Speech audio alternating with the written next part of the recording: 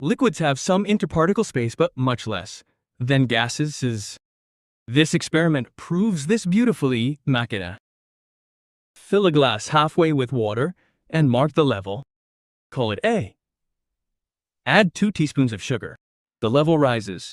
Mark it B. Now stir until the sugar dissolves completely. The level drops. It should now be somewhere below B. Mark it C. Why did the level drop after dissolving? Because when the sugar was solid, it sat on top of the water, occupying space above the waterline. But when it dissolved, the sugar particles moved into the gaps between the water particles. Therefore, the total volume of the solution is less than the sum of the individual volumes of the water and sugar. This can only happen if the liquid has some interparticle space where the sugar particles can fit. Now try the same thing with sand instead of sugar. Sand is insoluble. It doesn't dissolve. The sand particles don't move between the water particles. They simply sit in the container, and the total volume is simply the sum of the water and sand. There's no squeak in between. Solids have the least interparticle space.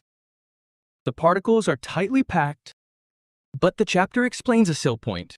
Even in solids, very small spaces exist between particles. However, and this is important, those spaces are not filled with air.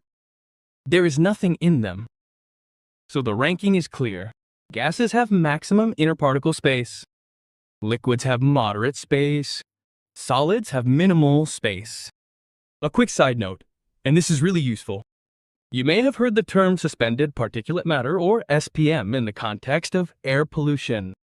It means tiny dust particles suspended in the air.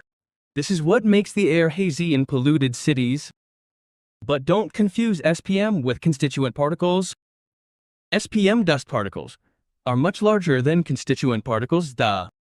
Even a single dust particle is made up of millions and millions of constituent particles, atoms and molecules. Atoms. The word particle has different meanings in different contexts. And this distinction is important to remember.